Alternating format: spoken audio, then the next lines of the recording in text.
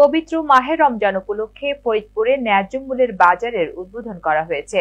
প্রতিনিধি মাহবুব চিস্তি জানান, রোববার সকালে ফরিদপুর শহরের আলিপুর লাবলু মিয়া সড়কে ফিতা কেটে ন্যায্য মূল্যের বাজারের উদ্বোধন করেন ফরিদপুরের জেলা প্রশাসক মোহাম্মদ কামরুল হাসান মোল্লা। এ সময় জেলা প্রশাসন ও জাতীয় ভোক্তা অধিকার সংরক্ষণ অধিদপ্তর ফরিদপুরের উদ্যোগে এবং ফরিদপুর সদর উপজেলা পরিষদের সহায়তায় ন্যায্য মূল্যে বাজার চলবে পুরো রমজান মাস জুড়ে। সকাল 7টা থেকে দুপুর 12টা পর্যন্ত উক্ত বাজার চলবে বলে জানা গেছে। উদ্বোধনী অনুষ্ঠানে বক্তব্য রাখেন জেলা পুলিশ সুপার মোহাম্মদ আব্দুল জলিল, অতিরিক্ত জেলা ম্যাজিস্ট্রেট মিন্টু বিশ্বাস, সহকারী কমিশনার ফজলে রাব্বি, উপজেলা নির্বাহী অফিসার ইসরাত জাহান, জেলা প্রাণী সম্পদ কর্মকর্তা সঞ্জীব কুমার বিশ্বাস। এ সময় বিভিন্ন সরকারি প্রতিষ্ঠানের কর্মকর্তা বৃন্দ সহ বিভিন্ন এনজিও সংস্থার ব্যক্তিবর্গ উপস্থিত ছিলেন। বেশ ফ্রেশ সবজি মনে হয়েছে এখানে। আমি এই যে লেটুসটা নিলাম, আমার কাছে একদম ফ্রেশ মনে হচ্ছে দেখে, যে খুবই ফ্রেশ টাটকা সবজি। ওখানে বিটরুট দেখলাম, বিটরুটও আমি নিয়েছি ওখান থেকে। তো বাজার থেকে একদম কম দাম এবং একদম ফ্রেশ সবজি, যেটা আসলে রোজার মাসে আমাদের এই ফ্রেশ সবজিটাই খাওয়া দরকার বলে আমি মনে করি। যে এই যে গরুর মাংস বাজারে যেটা হচ্ছে 750 টাকা করে, এখানে আমরা পেলাম সেটা 680-তে। তো এটা তো অবশ্যই আমাদের জন্য খুব ভালো। আমরা সাধারণ জনগণ দেখি রোজার মাস আসলেই জিনিসপত্রের দাম বেড়ে যায়। তো এরকম যদি আসলে রেগুলার থাকে আমাদের জন্য খুব সুবিধা হয়। আরো অনেক পণ্য থাকা দরকার কিনা? আসলে সব ধরনের পণ্যই আমাদের দরকার। আমরা রোজার মাসে দেখি যে সব জিনিসের দামই বেড়ে যাচ্ছে। যত বেশি পণ্য থাকবে আমাদের জন্য তত বেশি সুবিধা। আমার একটা বন্ধুর মাধ্যমে শুনতে পাইলাম যে এখানে নাকি এরকম একটা উদ্যোক্তা মেলা হচ্ছে, যেটা জেলা প্রশাসনের মানে কন্ট্রোলে। সো আমি অসুস্থ, কিন্তু তারপর আমি চলে আসলাম, বিকজ আমার মধ্যে ওই অনুপ্রেরণা ছিল যে মনে হয় ভালো কিছু হচ্ছে এবং প্রথম রমজানের ভিতরে ভালো কিছুই হবে। তো এসে আমার আসলে ধারণাটা একেবারেই পাল্টে গেল।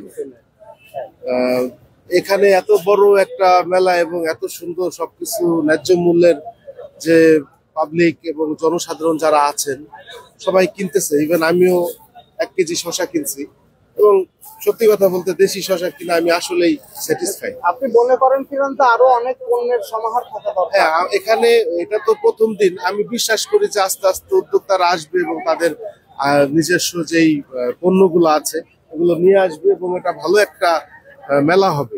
এবং মাসব্যাপী যেহেতু যদি হয়, তাহলে আমি মনে করি যে এটা আরো একটা ভালো একটা ইফেক্ট মানুষের মধ্যে নিয়ে আসবে। Thank you so much. ধন্যবাদ আপনাকে।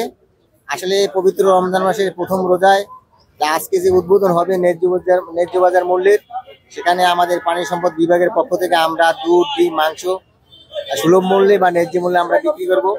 আমরা মাংস বিক্রি করব 680 টাকা করে, এবং দুধ বিক্রি করব 75 টাকা করে, এবং ডিম বিক্রি করব ডজন 120 টাকা। এবং এই প্রক্রিয়াটা আমাদের সারা মাস ধরে চলবে। এবং আমাদের যে একটি মানে এন্টারপ্রেনার, উনি দুধ নিয়ে আসছেন পার্সেলেজ করে, অর্থাৎ মানে শীতলীকরণ করে প্যাকেটে বিক্রি করবেন। এটা সারা মাসে আমরা চালাবো। ধন্যবাদ। আমরা ভোক্তাদের স্বস্তি দেওয়ার জন্য জেলা প্রশাসন নানামুখী উদ্যোগ গ্রহণ করেছি।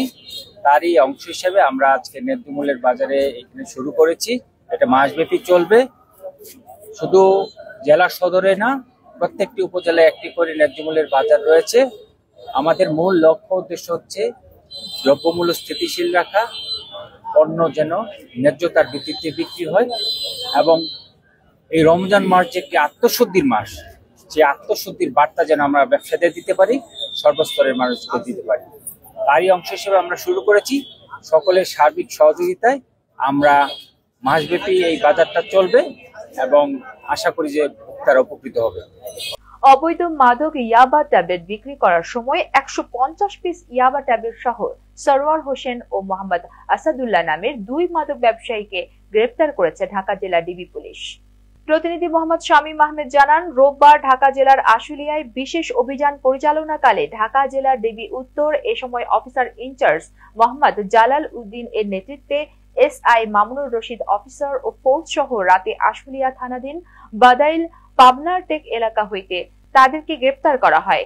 এ সময় আসামিদের বিরুদ্ধে আশুলিয়া থানায় নিয়মিত মামলা রুজু প্রক্রিয়াধীন রয়েছে।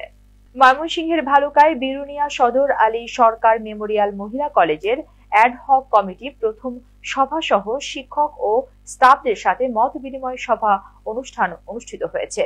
প্রতিনিধি সাইফুল ইসলাম জানান, গেল বুধবার দুপুরে উপজেলা বিরুনিয়া সদর আলী সরকার মেমোরিয়াল মহিলা কলেজ হলরুমে শিক্ষক ও স্টাফদের সাথে শুভেচ্ছা মত বিনিময় করা হয়।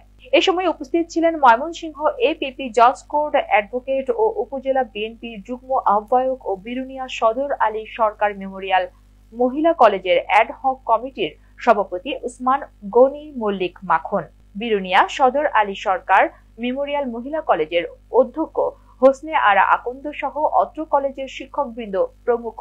এছাড়াও উপস্থিত ছিলেন বিরুনিয়া ইউনিয়নের সাবেক ছাত্র দলের সাধারণ সম্পাদক শফিকুল ইসলাম সবুজ, বিরুনিয়া JAK উচ্চ বিদ্যালয়ে ম্যানেজিং কমিটির বিদ্যুৎ শাহী ও যুবনেতা আসাদুজ্জামান আসাদ মাস্টার, বিরুনিয়া ইউনিয়ন ছাত্র দলের সভাপতি শরীফুল ইসলাম শরীফ, অভিভাবক সদস্য মোস্তফা কামাল সহ অন্যান্যরা উপস্থিত ছিলেন।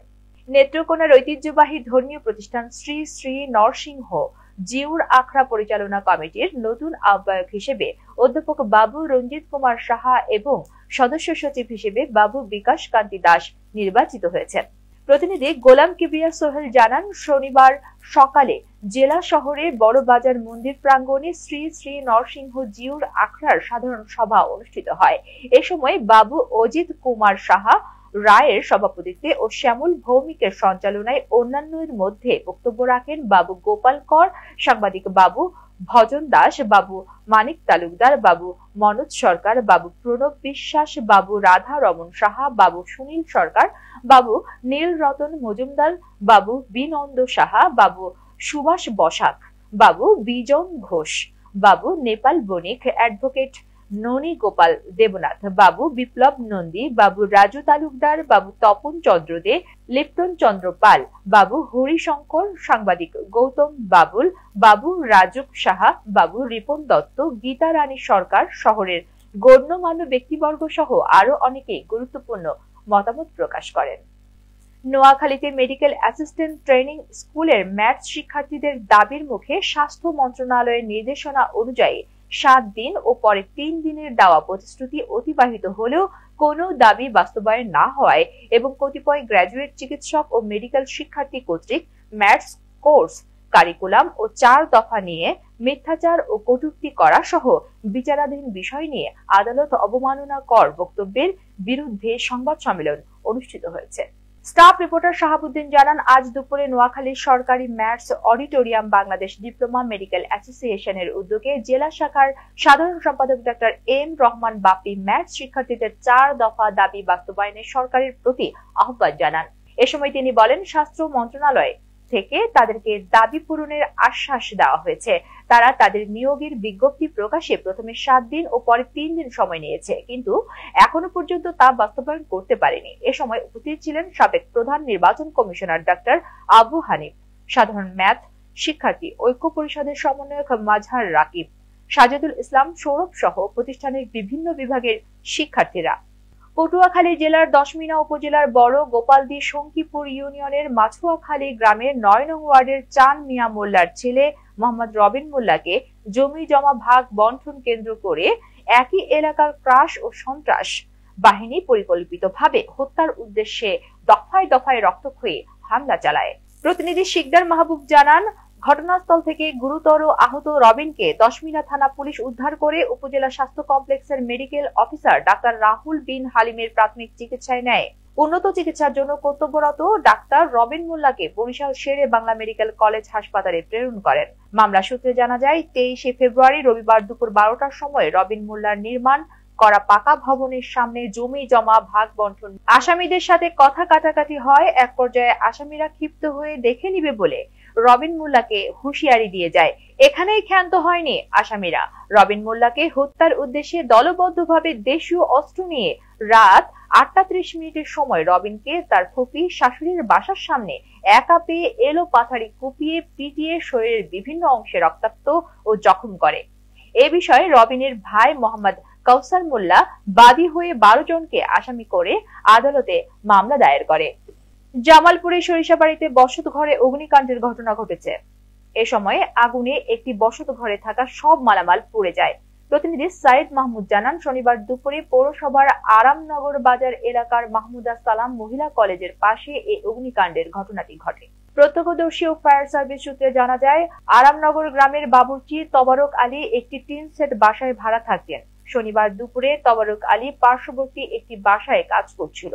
এ সময় তার বাসা থেকে দুজন লোক বের হতে দেখে।